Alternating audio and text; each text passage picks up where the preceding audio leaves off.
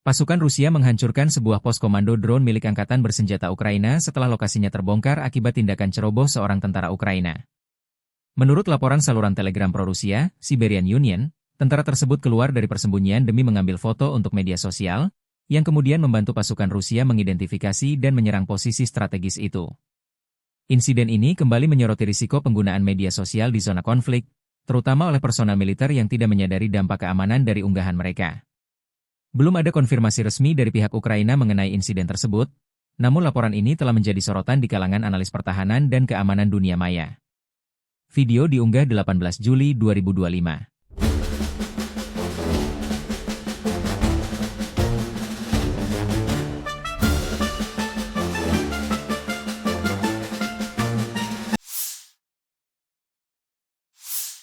Staf Umum Angkatan Bersenjata Ukraina 18 Juli menyebut total 131 kontak senjata terjadi di sepanjang garis depan sejak pagi hari.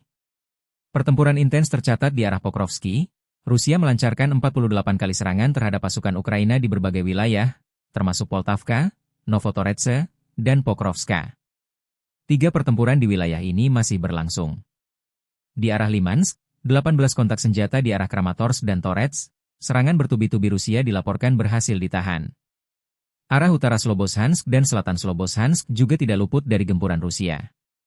Di wilayah Vovchansk, Zelene, dan Staritsia, Rusia menyerang posisi Ukraina 9 kali.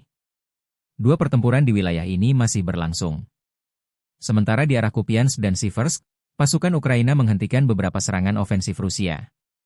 Ukraina mencatat keberhasilan menahan serangan Rusia di berbagai sektor, termasuk keberhasilan batalion pengintaian terpisah ke-140 dan brigade pertahanan teritorial terpisah ke-105 menghancurkan kekuatan lawan secara signifikan. Di tengah meningkatnya intensitas serangan, pasukan pertahanan Ukraina menembak jatuh 36 drone serang musuh hari ini. Presiden Volodymyr Zelensky menekankan pentingnya peningkatan produksi senjata dalam 6 bulan ke depan untuk mendukung garis depan. Zelensky menargetkan 50% dari total senjata yang digunakan berasal dari produksi dalam negeri. Di sisi lain, Rusia kini terpaksa menggunakan kapal-kapal kecil untuk melindungi instalasi mereka di Laut Hitam, menandakan meningkatnya tekanan dari pihak Ukraina, demikian dilansir militer Ukraina. Militer Rusia total kehilangan 1.039.830 tentara di Ukraina sejak dimulainya invasi skala penuh 24 Februari 2022, Staf Umum Angkatan Bersenjata Ukraina. Angka tersebut mencakup 1.180 korban yang diderita pasukan Rusia hanya dalam sehari terakhir. Pasukan Putin juga kehilangan 3 tank, 47 sistem artileri, 135 drone ditembak jatuh dan 111 kendaraan pengangkut personel dalam 24 jam terakhir. Menurut laporan tersebut, Rusia sudah kehilangan 11.032 tank, 23.005 kendaraan tempur lapis baja, 55.494 kendaraan dan tangki bahan bakar, 30.485 sistem artileri, 1.441 sistem roket peluncur ganda, 1.197 sistem pertahanan udara, 421 pesawat terbang, 340 helikopter, 46.549 pesawat tanpa awak, 3.491 rudal jelajah, 28 kapal dan perahu, serta 1 kapal selam.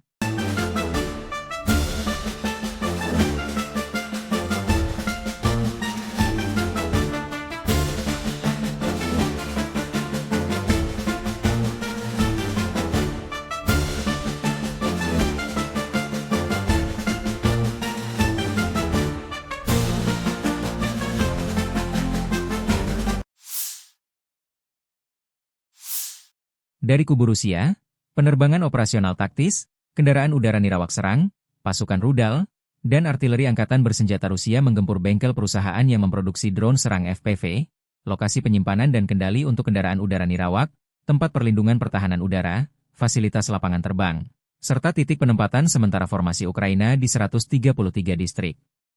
Sistem pertahanan udara Rusia menembak jatuh 2 rudal jelajah jarak jauh Neptune dan 308 kendaraan udara nirawak jenis pesawat milik Ukraina di berbagai wilayah. Secara total, sejak Rusia melancarkan operasi militer khusus, militer Ukraina kehilangan 664 pesawat, 283 helikopter, 70.079 kendaraan udara nirawak dan 619 sistem rudal anti pesawat. Juga 24.240 tank dan kendaraan tempur lapis baja lainnya, 1.577 kendaraan tempur sistem peluncur roket ganda, 27.480 artileri lapangan dan mortir serta 38.290 unit kendaraan militer khusus. включая 3 бронетранспортера М113 производства США, одно орудие полевой артиллерии, 13 минометов и 13 автомобилей. Подразделениями противовоздушной обороны уничтожено 30 беспилотных летательных аппаратов самолетного типа. Кроме того, уничтожены 50 пунктов управления беспилотной авиацией, радиолокационная станция РАДА, станция радиоэлектронной борьбы, станция радиоэлектронной разведки и 5 складов боеприпасов ВСУ. Подразделения южной группировки войск заняли более выгодные рубежи и позиции. Нанесли поражение живой силе и технике 3 механизированных аэромобильной бригад ВСУ и бригады теробороны в районах населенных пунктов Северск, Белая гора, Иванополье и Новоселовка. Противник потерял до 135 военнослужащих, 2 пикапа, 3 артиллерийских орудия. Уничтожен станция радиоэлектронной борьбы и склад боеприпасов. Подразделения группировки войск «Центр» активными действиями освободили населенный пункт Попов-Яр Донецкой Народной Республики. Нанесли поражение формированием 5 механизированных, десантно-штурмовой, егерской, штурмовой бригад, 2 бригад морской пехоты и бригады территориальной обороны в районах Удачного, Муравки, Петровского, Степановки и Новоукраинки. Потери украинских вооруженных формирований составили более 420 военнослужащих, 3 боевые бронированные машины, в том числе «Хамви», 5 автомобилей, а также 4 артиллерийских орудия и радиолокационную станцию «РАДА». Подразделения группировки войск «Восток» продолжили продвижение в глубину обороны противника, нанесли поражение живой силе и технике, механизированной бригады и 2 бригад морской пехоты, бригады территориальной обороны ВСУ в районах Новогеоргиевки, Малиевки и Зеленого поля. ВСУ потеряли до 190 военнослужащих, танк, 4 боевые бронированные машины, 11 автомобилей, 3 орудия полевой артиллерии и 2 станции радиоэлектронной борьбы. Presiden Amerika Serikat Donald Trump seperti memberi janji palsu kepada Ukraina. Ia sebelumnya menjanjikan pengiriman rudal Patriot kepada Kiev untuk menghadapi agresi Rusia. Namun, belakangan ia meminta negara-negara sekutu Eropa yang justru mengirimkannya. Trump menyebut bahwa Amerika akan menyediakan sistem pengganti yang lebih modern kepada NATO jika sekutu Eropa menyerahkan Patriot mereka, dikutip Kamis 17 Juli 2025. Ia juga menekankan bahwa Amerika Serikat akan terus memproduksi senjata mutakhir untuk mendukung aliansi tersebut. Sistem pertahanan Patriot dikenal efektif dalam mencegat rudal balistik Rusia. Namun, rencana Trump ini dianggap belum matang karena hanya berupa kerangka awal tanpa rincian teknis yang jelas. Sejumlah pejabat di Amerika Serikat dan Eropa mengungkap, dukungan konkret bagi Ukraina masih tergantung pada negosiasi antar negara donor. Sementara itu, para pemilik sistem Patriot dan negara donor Ukraina dijadwalkan menggelar pertemuan pada pekan depan untuk membahas strategi distribusi pertahanan udara ke Ukraina. Perang antara Rusia dan Ukraina memasuki hari ke-1240, ditandai dengan rentetan ledakan di 2 wilayah Ukraina. Kamis 17 Juli 2025, serangan terbaru menghantam pasar dan pusat perbelanjaan di Dobropilia, menewaskan 2 orang dan melukai puluhan lainnya. Pemerintah Ukraina menuding Rusia secara sengaja menargetkan kawasan sipil. Serangan menggunakan bom seberat 500 kg terjadi saat warga sedang berbelanja. Di sisi lain, ketegangan muncul antara Amerika Serikat dan Uni Eropa terkait pembagian bantuan senjata ke Ukraina. Presiden Amerika Serikat Donald Trump menyatakan akan mengirim tambahan senjata, namun meminta Eropa yang membiayainya. Pernyataan tersebut menuai protes dari Kepala Kebijakan Luar Negeri Uni Eropa, Kaja Kallas. Ia menilai bahwa jika Eropa yang membayar, maka bantuan tersebut bukanlah pemberian dari Amerika Serikat. Reuters melaporkan sejumlah negara pemilik sistem pertahanan Patriot akan bertemu dengan para donor Ukraina pekan depan. Tujuannya adalah untuk membahas bantuan senjata kepada Ukraina. Rusia kembali melancarkan gelombang serangan udara ke Ukraina pada Selasa hingga Rabu 16 Juli 2025 dini hari. Sedikitnya 400 drone dan 1 rudal digunakan untuk menyerang sejumlah kota, termasuk kampung halaman Presiden Zelensky.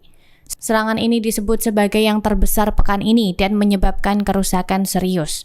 Sebagian wilayah bahkan mengalami pemadaman listrik dan air. Angkatan Udara Ukraina melaporkan bahwa 345 drone berhasil dicegat. Namun, 15 orang terluka akibat serangan yang menyasar infrastruktur energi. Wali kota Kharkiv mengatakan kota tersebut diserang 16 kali hanya dalam waktu 14 menit. Operasi penyelamatan masih berlangsung di sejumlah lokasi terdampak. Serangan ini terjadi di tengah ketegangan antara Amerika Serikat dan Rusia.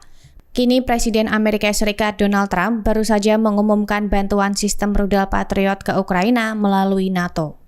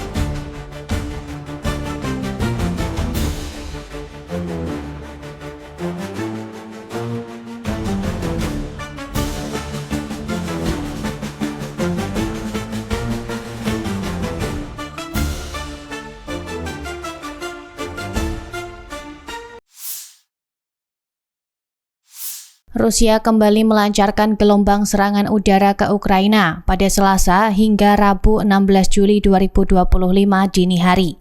Sedikitnya 400 drone dan 1 rudal digunakan untuk menyerang sejumlah kota, termasuk kampung halaman Presiden Zelensky. Serangan ini disebut sebagai yang terbesar pekan ini dan menyebabkan kerusakan serius. Sebagian wilayah bahkan mengalami pemadaman listrik dan air. Angkatan Udara Ukraina melaporkan bahwa 345 drone berhasil dicegat. Namun, 15 orang terluka akibat serangan yang menyasar infrastruktur energi. Wali kota Kharkiv mengatakan kota tersebut diserang 16 kali hanya dalam waktu 14 menit. Operasi penyelamatan masih berlangsung di sejumlah lokasi terdampak. Serangan ini terjadi di tengah ketegangan antara Amerika Serikat dan Rusia. Kini Presiden Amerika Serikat Donald Trump baru saja mengumumkan bantuan sistem rudal Patriot ke Ukraina melalui NATO.